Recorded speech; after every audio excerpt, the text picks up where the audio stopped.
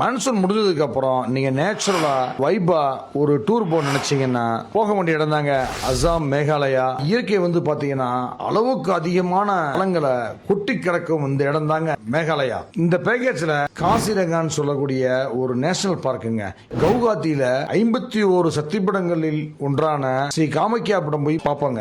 நம்ம இந்தியாவிலேயே அதிக நாட்கள் மழை பெய்யக்கூடிய Cherrapunji, Dawki river, Mawlynnong village, eco park, garden of caves, பெரிய பிரமிப்பாக அந்த 7 சிஸ்டர் ஃபால்ஸ் தாங்க. இதை பார்க்கறதுக்கே 1000 கண்கள் வேண்டுங்க.